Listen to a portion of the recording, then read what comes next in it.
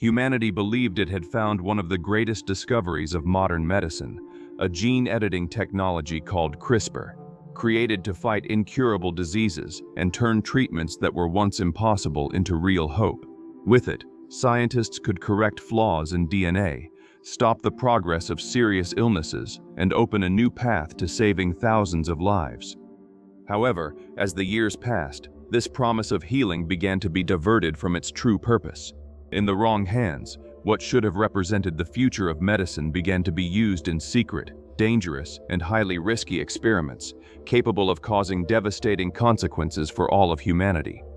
The narrative then moves forward to the present day, inside the Athena 1 space station, where the dangers of this technology begin to spiral completely out of control. Aboard the station, a laboratory rat ends up being infected by the same experimental genetic editing.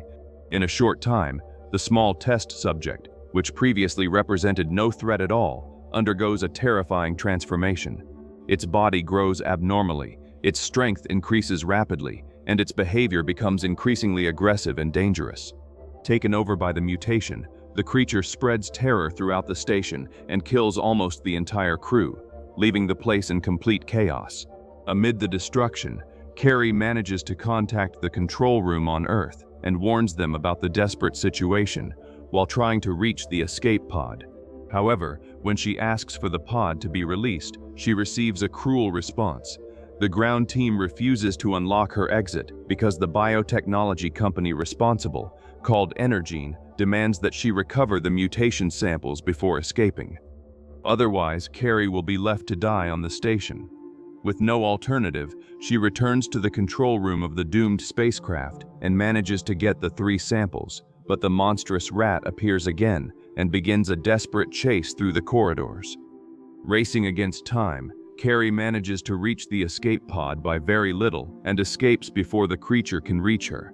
Soon after, the space station explodes with the mutant animal still inside. However, the escape does not last long. The damage caused by the creature compromises the pod, and when it enters Earth's atmosphere, the structure self-destructs, killing Carrie instantly.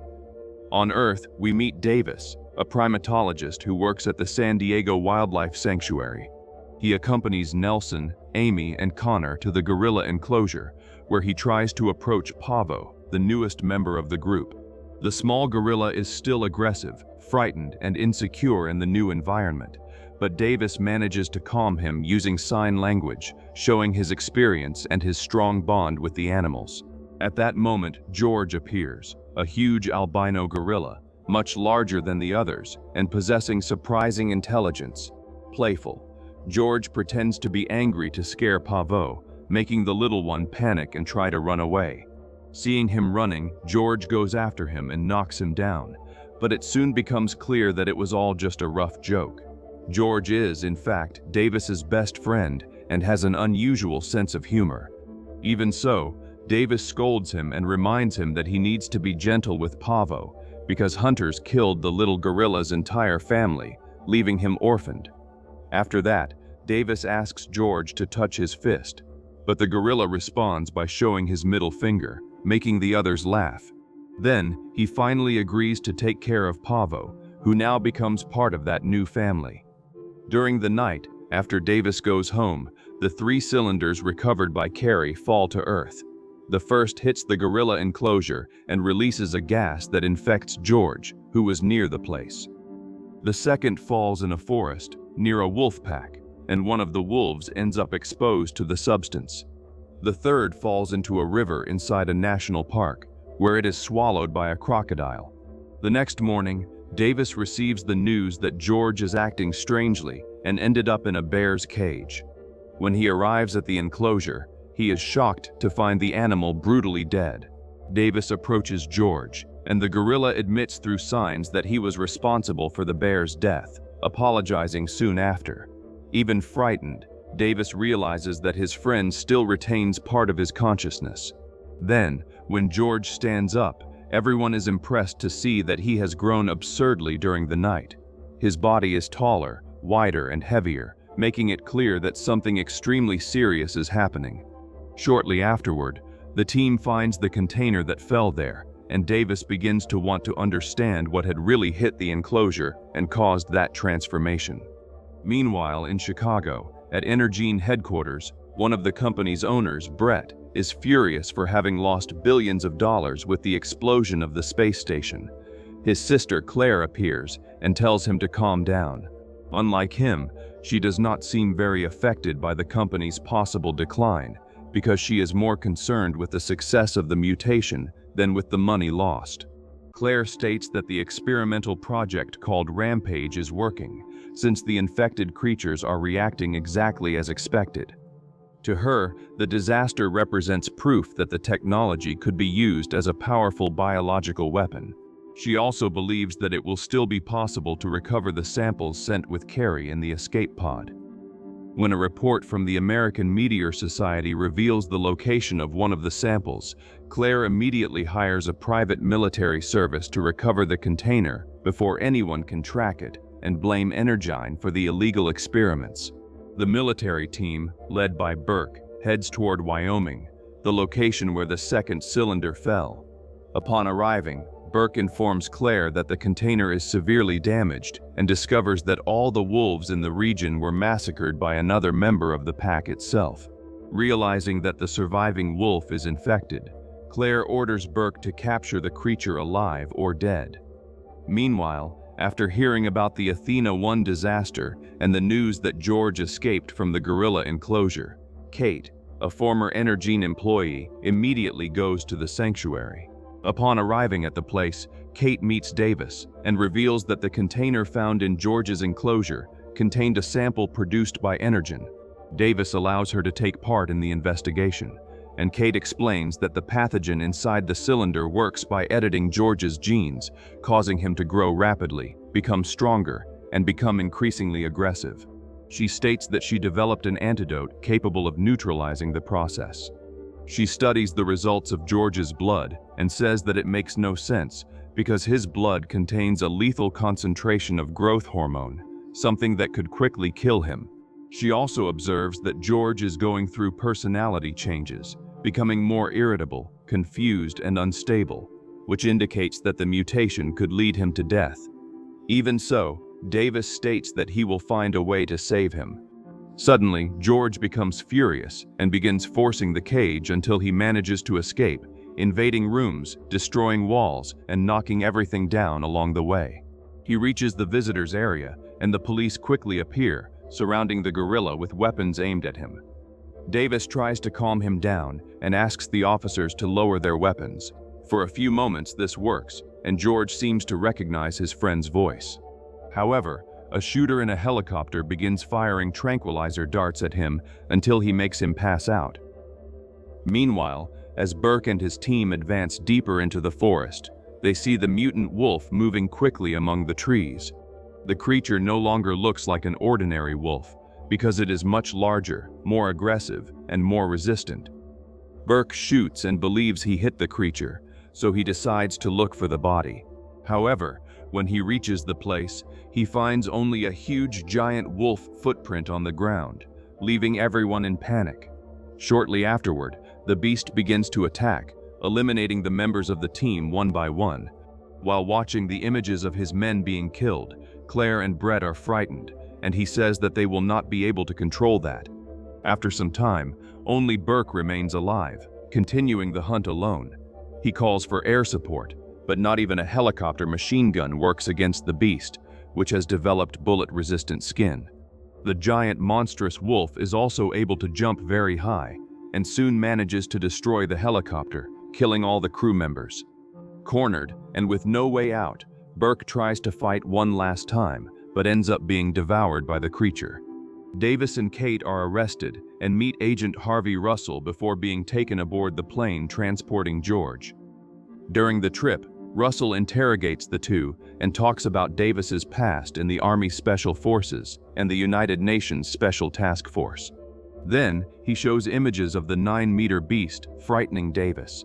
Then, he reveals that Kate was fired from Enerene 2 years earlier after trying to steal hard drives from the company, which led her to prison for 13 months. The revelation leaves Davis disappointed, and he loses trust in her for having lied. Kate then admits that she still cannot cure George. In Enerene's office, Claire recognizes Kate from the images and realizes that she is collecting evidence to harm them. This means that Kate has become a threat, and Claire regrets not having gotten rid of her before. Then, she reveals that the company managed to complete the cure for the mutant creatures, called R9, capable of stopping their growth and reducing their aggression. However, instead of using the cure to save lives, Claire plans to lure all the mutant creatures to the Enerene building using a low-frequency signal emitted by a tower. That way, the military will destroy the monsters, while she will have the opportunity to collect the remaining DNA. She also believes that George, still trapped on the plane with Kate, will escape and kill her, eliminating the threat against the company once and for all. Claire then activates the device, causing the giant wolf, which was already terrorizing several regions, to stop destroying everything and start running toward the source of the signal. At the same time, the crocodile that swallowed the container also suffers the effects of the mutation and heads toward the tower, guided by the same sonic call. On the plane, even sedated, George suddenly wakes up, destroys the cage, and begins attacking the soldiers. They shoot at him, but the weapons have no effect. During the desperation, one of the soldiers accidentally shoots explosives, opening one side of the aircraft shortly before the crash. Davis manages to put on a parachute, and Kate also jumps. Davis also straps a parachute onto Russell, who was unconscious, and jumps out of the plane with him, leaving George inside the aircraft, who almost manages to grab them. The plane crashes violently into the ground, and Davis believes his friend is dead. When he reaches the wreckage, however, he realizes that George survived the crash and immediately headed northeast. Meanwhile, at the company, Brett and Claire analyze images from their private satellite and discover that George survived the fall, as did Kate and Davis. At that moment, FBI agents arrive at Enerene headquarters with a warrant to fully examine the company's records. Claire tries to blame Kate, telling the agent that she is the only one responsible for all the chaos that is happening. Later, Davis tells Kate how he found George hiding from the hunters who had killed his parents. He explains that his team fought all the hunters who shot the gorilla, fighting back and saving George from death. Kate tries to regain Davis's trust, revealing that she was the one who developed the CRISPR experiment to try to cure her brother. But Enerene secretly used the research to create a genetic weapon. She tried to destroy the project, but unfortunately her brother died while she was in prison. Upon hearing this, Davis is moved and decides to work alongside her again. Thanks to Russell, the three are rescued and taken to Scott Air Force Base. There, Davis sees images of George and the wolf running together and explains that it is impossible for two species as different as a gorilla and a wolf to follow a straight line toward the same destination without some kind of external stimulus. He concludes that both are being called by something. Kate then remembers that, in Enerene's research, they used bat DNA to develop a form of biosonic communication. Apparently, the company managed to make it work, and the creatures will not be stopped from reaching the source of the signal. Davis and Kate are taken outside by the soldiers, but Davis diverts the path to an army depot and easily knocks out the two guards. They head to a medical rescue helicopter, and Russell appears to help them, saying it was the least he could do since Davis saved his life. Keeping in contact with them, Russell allows the two to escape the base using the helicopter, heading toward Enerene headquarters, where they intend to get the antidote capable of stopping the creatures. Meanwhile, the military tries to stop the beasts with bombings, but soon realizes that they have failed, because the creatures barely suffer any damage and continue destroying everything in their path. Faced with this, the colonel decides to evacuate Chicago, since the beasts are rapidly approaching. Russell informs Davis about the military orders, and when he arrives, he realizes that the creatures have already invaded the city. Chaos spreads through the streets, buildings begin to be destroyed, and the military becomes overwhelmed trying to contain the monsters. Davis's helicopter is almost hit by a thrown car, while George and the wolf advance through the city, causing destruction and deaths wherever they go. Amid the chaos taking over the city, Even a dog ends up trapped in the confusion and is almost hit by the destruction around it. By very little, it manages to escape, right when the military launches a direct attack against the creatures. However, the attempt fails completely. The mutant wolf demonstrates that it has developed defenses in its own body, and then violently counterattacks, knocking down helicopters with enormous spikes. Even after tanks, aircraft, and heavy weapons are used, the colonel realizes that nothing seems capable of stopping those threats.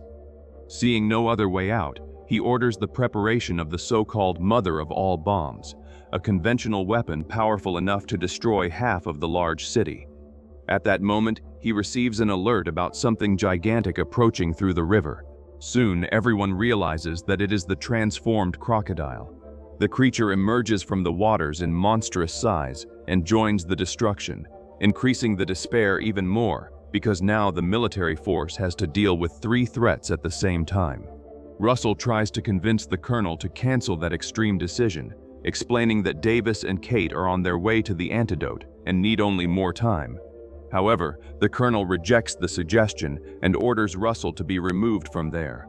Meanwhile, the aircraft carrying the bomb heads toward the city, making the situation even more urgent. At that very moment, Davis and Kate manage to enter the Enerene building and begin looking for the antidote. However, they are soon seen by Claire, who was preparing to flee alongside Brett. Kate finds a dose of the antidote and tries to hide it inside her jacket, but Claire notices the movement and appears armed with her brother. She reveals that the cure will not make the creatures return to their normal size. It will only reduce their aggression and restore part of their personality. After that, she forces Kate to hand over the antidote. As soon as she gets what she wanted, Claire uses Brett to shoot Davis, hitting him in the stomach and leaving him to die. Then, she and her brother go up to the top of the building, taking Kate hostage, while the 3 creatures begin climbing the tower, destroying everything during the climb. When George reaches the top, irritated by the signal emitted by the antenna, he destroys the helicopter that would almost kill Kate. However, Davis, still alive, appears in time and manages to save her. Kate then reveals that she managed to hide a dose of the antidote, but now they need to find a way to make George receive it.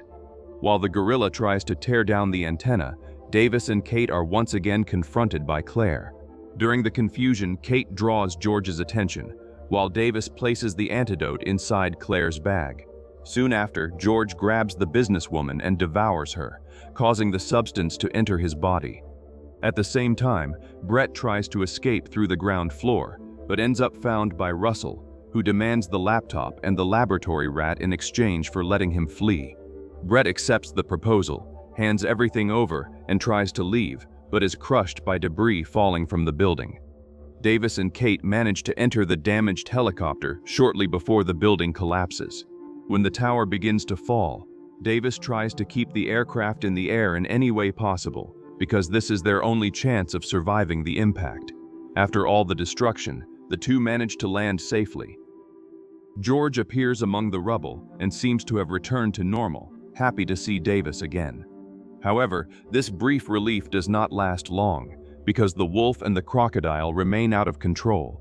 While the aircraft with the bomb gets closer and closer to the city, Davis equips himself with a grenade launcher and asks Kate to find a phone to speak with Russell, cancel the airstrike, and request medical reinforcements, since there were still civilians and soldiers in the area.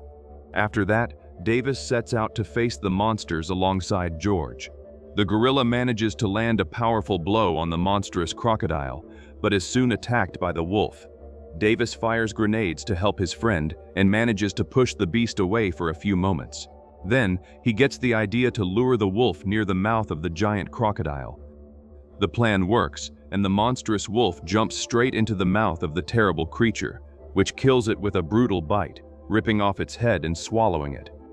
Meanwhile, Kate finally finds Russell, who takes the phone needed to cancel the airstrike. Back on the battlefield, only the monstrous crocodile remains against George. The gorilla fights with all his strength, but he is tired and wounded, beginning to lose the advantage. When the crocodile bites him in the leg, Davis runs beneath the creature and notices a possible weakness. Quickly, he throws a belt full of grenades into the monster's ear, The explosion knocks the crocodile down, but the creature recovers quickly and almost crushes Davis with its tail. At the last second, George gets in front and saves his friend, but ends up being thrown against a steel bar, which pierces his chest. Seeing George gravely injured, Davis becomes desperate and begins attacking the monster using a fallen helicopter nearby, trying to save his friend. However, the shots have almost no effect, and the crocodile advances to devour him. Fortunately, George, even wounded, manages to stand up, grabs a huge steel rebar, and, with a great leap, strikes the creature directly in the eyes, finally killing the monster. When he sees on the monitor that the crocodile has been defeated, the colonel orders the airstrike canceled. After that, George, badly wounded, begins to collapse. Davis approaches emotionally, and the two say goodbye. For a few moments, it seems that the gorilla really has died. Russell and Kate arrive at the place, and Davis observes the number of people they managed to save. However, to his surprise, George reveals that he is still alive and that it was all just another one of his jokes, pretending to be dead. Relieved, Davis, Kate, Russell, and George unite to help evacuate civilians, while beginning to think about a safe place where George can live after everything that happened.